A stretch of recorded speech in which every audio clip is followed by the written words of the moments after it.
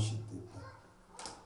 सभी सच की ओर आगम के आलोक में सुनने वाले, देखने वाले श्रोताओं और दर्शक गणों के लिए आज मैं ये बता देना चाहता हूँ कि तीव्र कषाय और मंद कषाय, यद्यपि लोग मंद कषाय के लिए मानने तैयार नहीं है। एक पक्ष के लोग वो कहते हैं कषाय कषाय होती है, मंद कषाय भी हमारे लिए आश्रय का कारण होती है, इसलिए मंद कषाय की ओर नहीं बढ़ना चाहिए, हमें तो सिर्फ आत्मा की अनुभूति करना चाहिए।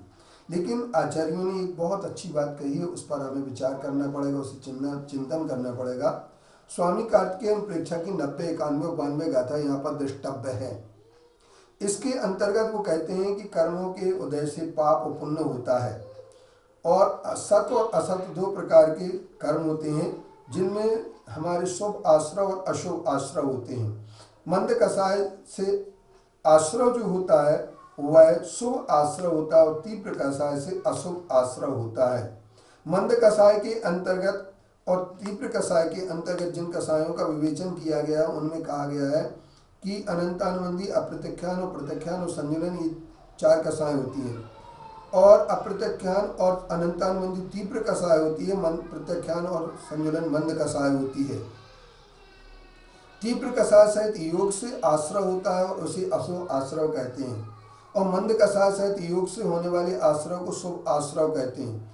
8 कर्मों की 120 प्रकृतियां बंधती हैं और उनमें 42 बंध पुण्य प्रकृतियां हैं और 82 पाप प्रकृतियां हैं। इनमें पुण्य, वर्ण, स्पर्श, रस, गंध, ये जो हमारी प्रकृतियां हैं ये पुण्य रूप भी हैं और पाप रूप भी होती हैं। इसलिए हम ये कह सकते हैं कि पुण्य और पाप ये 2 चीज़ें हमारे सामने हैं, और पुण्य और पाप के से बचने के लिए तो लोग कहते हैं, लेकिन पहले सबसे बड़ी बात है कि हम पाप से कैसे बचें और तीव्र कषाय का हमारे लिए क्या लक्षण मिल सकता है।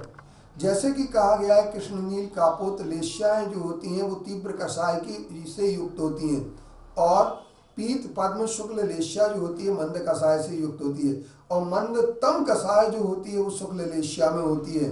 इनके भी लक्षण आचार्यों ने बताए, लेकिन यहाँ पर एक बात आचार्य श्री ने तीव्र कषाय के संबंध में कही है। सब्बत्थ भी प्रिय वनम दुर्बयनम दुर्जने भी खम करणम सब्बेसिम गुणगयनम मंद कषायनम दिट्टंता। और यहाँ पर वो कहते हैं कि मंद कषाय क्या है और तीव्र कषाय क्या है, इस पर अपने लिए विचार करना है। तो मंद कषाय को कहते हैं सबसे प्रिय वचन बोलना। आज हम जो है दुर्वचनों का प्रयोग जो करते हैं, उस दुर्वचनों के और दुर्जनों के साथ में हमें क्षमा करना चाहिए। जब हम प्रिय वचन बोलते हैं, खोटे वचन बोलने वाले दुर्जनों को भी हम क्षमा कर देते हैं। सबके गुण ग्रहण का जहाँ भाव होता है तो गुण ग्रहण का भाव रहे नित दृष्टि न दोषों पर जावे, ये जो कहा गया है हमारे ग्रंथ मेरी भावना के अंतर्गत, जिस मेरी भावना में ये कहा गया है कि गुण ग्रहण का भाव रहे नित दृष्टि न दोषों पर जावे। लेकिन हमारे प्राय देखा जाता है कि मंद कषायों में सबसे पहले प्रिय वचन को क्यों कहा गया है, जबकि हमारे साधुओं के प्रति भी आज लोग कटु वचनों का प्रयोग करते हैं। और कटु वचनों का जब साधुओं के प्रति प्रयोग करते हैं तो हमारे लिए एक बात सबसे बड़ी ये लगती है कि साधुओं के प्रति ये कटु वचनों का प्रयोग क्यों किया जाता है, इन दुर्वचनों का प्रयोग क्यों किया जाता है। दुर्जन जो होते हैं उनके प्रति हम क्षमा भाव क्यों नहीं रख पाते हैं, क्योंकि एक ध्यान रखना, हम दुर्जनों को हमेशा प्रताड़ित करते हैं, और दुर्जन क्रूर कुमार ग्रतों पर क्षोभ नहीं मुझको आवे, ये मेरी भावना में जो बात कही गई, मेरी भावना में मंद कषाय और तीव्र कषाय के लक्षण दिए गए हैं। मंद कषाय वहीं पर होगी जहां पर हम प्रिय वचन बोलेंगे, इसके उपरांत दुर्जनों के दुर्वचनों पर भी हम क्षमा कर देंगे, और हर व्यक्ति के गुण ग्रहण करने का जब हमारे लिए भाव रहेगा, क्योंकि ये मेरी भावना है, और मेरी भावना को आगम के आलोक में अगर हम देखते हैं तो निश्चित तौर पर हम ये कह सकते हैं कि आगम के आलोक में मेरी भावना क्या कहती है।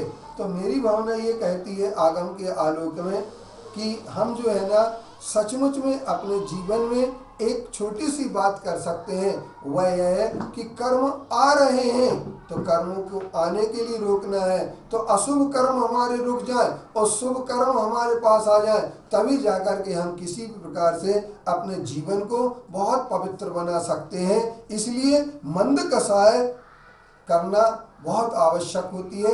कषायों की तीव्रता हमेशा घातक होती है।